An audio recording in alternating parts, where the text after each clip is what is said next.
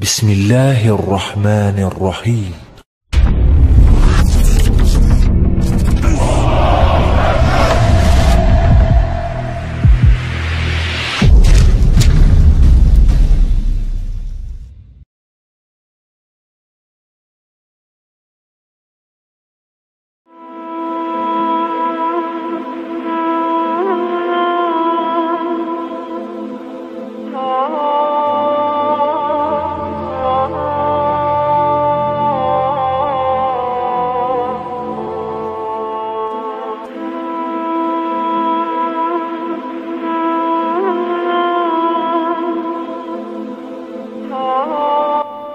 Bismillahirrahmanirrahim.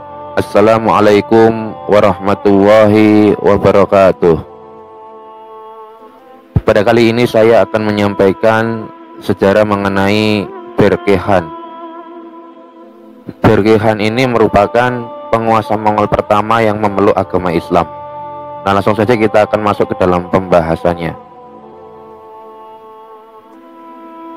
Mongol merupakan kelompok etnis terbanyak yang berada di daratan Mongolia, Tiongkok, dan Rusia.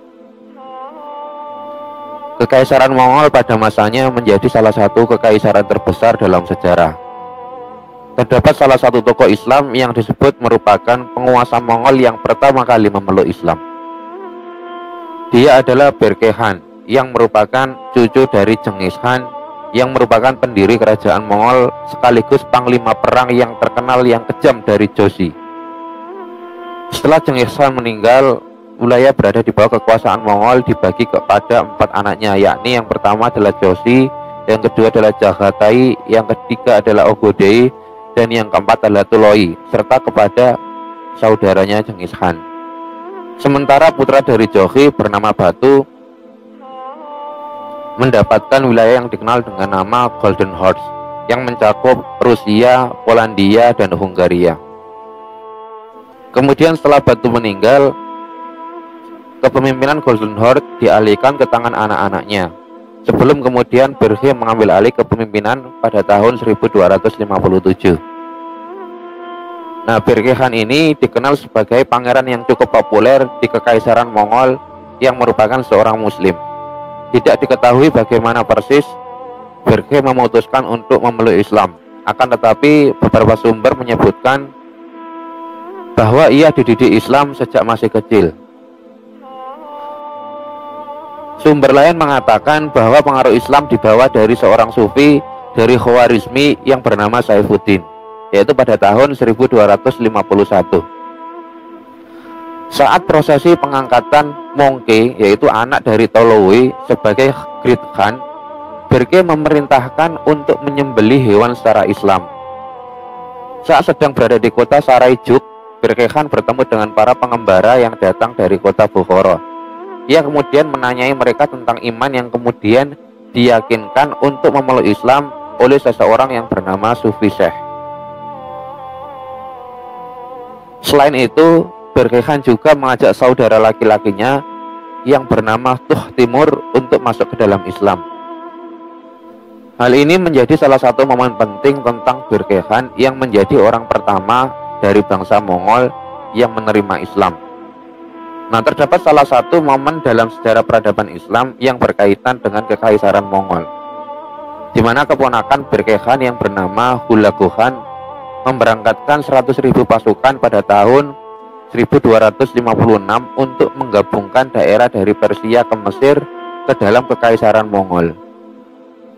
Nah, Hulagu Khan pun disebutkan dengan urusan memperluas wilayah hingga ke Irak dan wilayah muslim lain.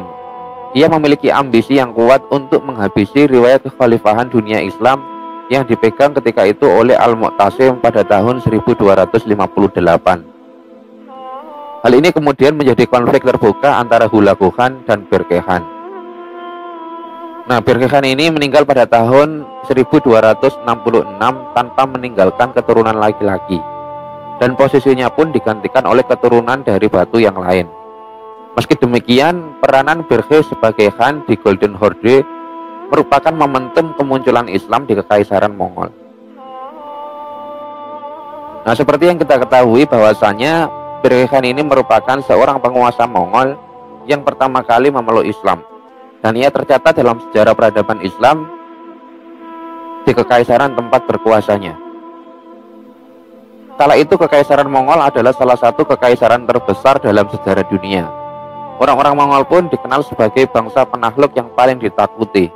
Bahkan pernah tercatat kalau hampir seperempat daratan di dunia berhasil mereka tundukkan dalam waktu yang bisa dianggap relatif singkat. Akan tetapi seiring berjalannya sejarah, mereka kini hanya mendiami sebuah kawasan di Asia Tengah yang disebut sebagai Republik Mongolia.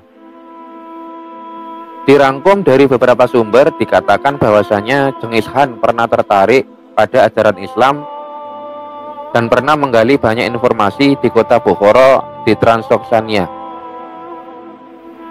Meskipun dia tidak pernah memeluk agama Samawi tersebut hingga jantungnya berhenti berdetak. Nah, akibat pengaruh Islam yang dibawa oleh seorang sufi dari Khawarizmi yang bernama Saifuddin, Berhe kemudian mengucapkan 2 kalimat syahadat pada tahun 1251 yang bertepatan di Bukhara. Sejak saat itu Berhe menjadi seorang muslim yang taat dan tetap seperti itu sepanjang usianya. Tak lupa Berhe juga mengajak saudara laki-lakinya yang bernama Tut Timur untuk memeluk Islam. Dan ini juga menjadi salah satu momen penting bagi seorang penguasa di Mongolia. Rupanya tak hanya kisah itu saja, ada beberapa kisah peristiwa-peristiwa penting yang terjadi di masa kekaisaran Berhe Khan ini.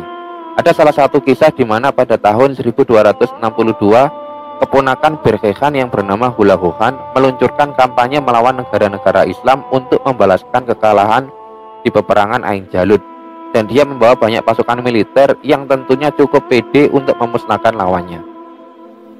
Nah, kemudian mulai dari sinilah perang antara Berhe Khan dan Hulagu Khan terjadi.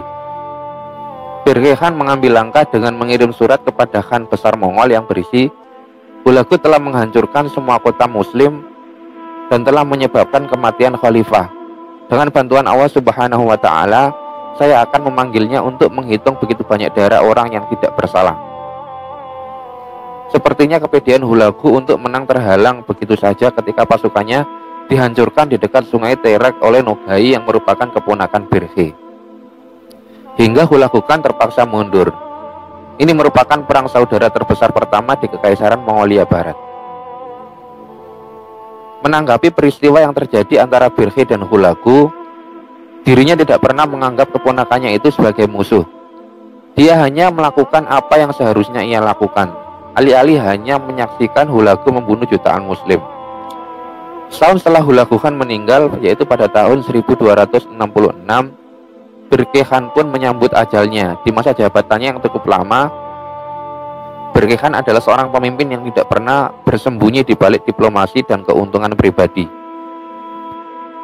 Dialah Berhe Khan yang merupakan seorang penguasa yang menjadi momentum kemunculan Islam di Kekaisaran Mongol. Nah, kemudian kita akan melihat sejarah Berhe Khan dalam sudut pandang yang lain.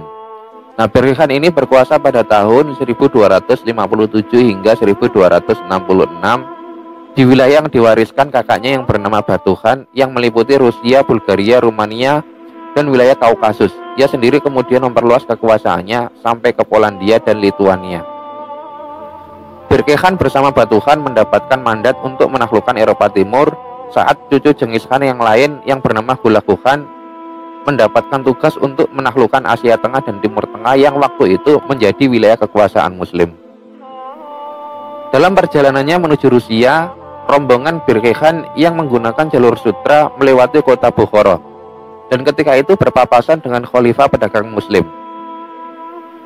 Pasukannya lalu menginterogasi mereka, dan Berhe sangat terkesan oleh keberanian, ketenangan, dan ketangkasan seorang ulama yang menjadi juru bicaranya dan menjawab semua pertanyaan yang diajukannya. Dan kemudian ketika itu Berhe memutuskan untuk kemudian memeluk Islam.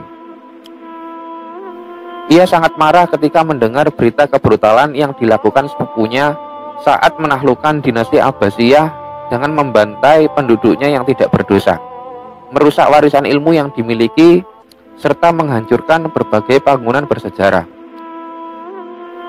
Setelah menaklukkan Baghdad, Hulagu dan pasukannya melanjutkan ekspedisinya ke Syria, kemudian memasuki kota Damaskus tanpa perlawanan, karena ketika itu dinasti Ayyubiyah yang merupakan penerus Salahuddin Al-Ayyubi menyerah tanpa ada perlawanan.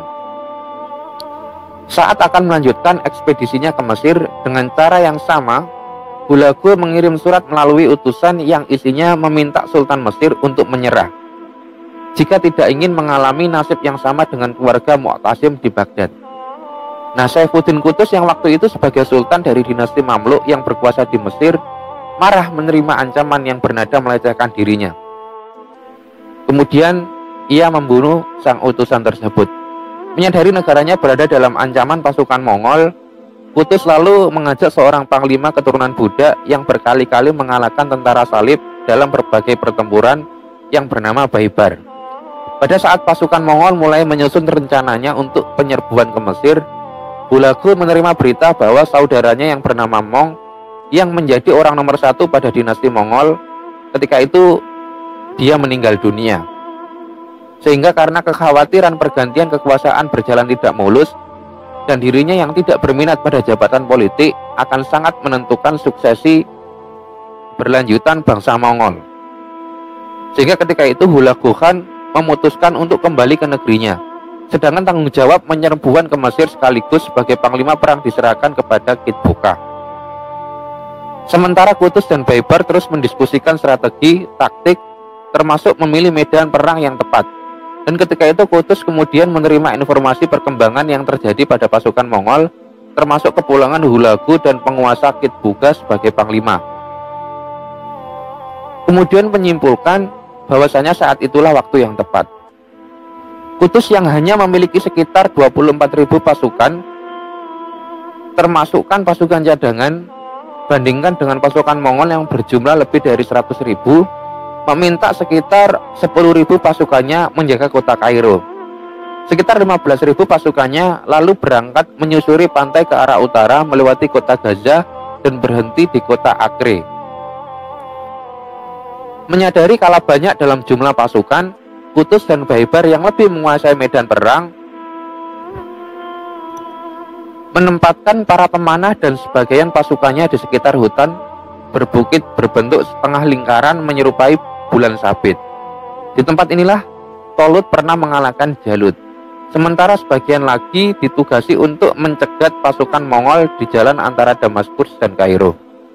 Saat pasukan Mongol tiba di Galilea, mereka disergap pasukan berkuda yang didukung infanteri yang dipimpin oleh Baibar. Dalam pertempuran, pasukan Baibar terus mundur secara teratur ke arah Ain Jalut. Sesampainya di Ain Jalut, pasukan Mongol terkesiap dan baru menyadari jika mereka terperangkap di wilayah yang sempit, sehingga tidak mudah melakukan manuver. Pasukan pemanah yang sudah menunggu langsung menghujani mereka dengan anak panah dari bukit yang berada dari kiri dan kanan. Di samping diuntungkan oleh posisi tinggi, pasukan pemanah juga dilindungi oleh rimbunnya pohon. Nah, saat pasukan Mongol kacau, pasukan yang dipimpin oleh Qutuz turun dari ketinggian bukit menyergap mereka. Sehingga ketika itu Kitbuka sang panglima tertangkap dan langsung dieksekusi. Kematian sang pemimpin menyebabkan pasukan Mongol mengalami demoralisasi. Lalu Tunggang Langgang meninggalkan arena untuk menyelamatkan diri. Nah, saat Hulagu kembali setelah berhasil menempatkan saudaranya Kublai Khan sebagai seorang nomor 1, ia diberitahu peristiwa yang dialami pasukan Mongol saat hendak menaklukkan Mesir. Ia sangat marah bercampur bersedih. Marah karena ini untuk pertama kali pasukannya menderita kekalahan, dan bersedih karena kehilangan panglima yang sangat dibanggakannya. Ia kemudian mempersiapkan pasukan yang sangat besar untuk membalas dendam. Mendengar rencana ini, Baibar lalu meminta bantuan kepada Berke Khan. Berke dan pasukannya lalu menghadang pasukan Hulagu Khan di wilayah antara Laut Hitam dan Laut Kaspia di sekitar Sungai Terek. Hulagu yang mendapatkan pukulan dari sepupunya sendiri dan besarnya kerugian yang dialaminya baik dalam bentuk moral maupun jumlah pasukan yang terbunuh menyebabkannya tidak pernah bisa bangkit kembali. Ia kemudian sakit dan menemui ajalnya pada tahun 1265 di wilayah Maregen yang saat ini merupakan wilayah Iran. Nah, buku-buku sejarah lalu menceritakan kehebatan tentara Mamluk Mesir yang dipimpin oleh Qutuz dan Baibar dalam pertempuran Ain Jalut sebagai penyelamat dunia Islam dari kebrutalan bangsa Mongol, dan cenderung melupakan jasa Berke Khan. Padahal tanpa pertolongannya bukan mustahil jalannya sejarah akan berbeda dari yang kita bicarakan saat ini. Wallahu a'lam bishawab. Semoga dapat menambah wawasan kita semua. Wassalamualaikum warahmatullahi wabarakatuh.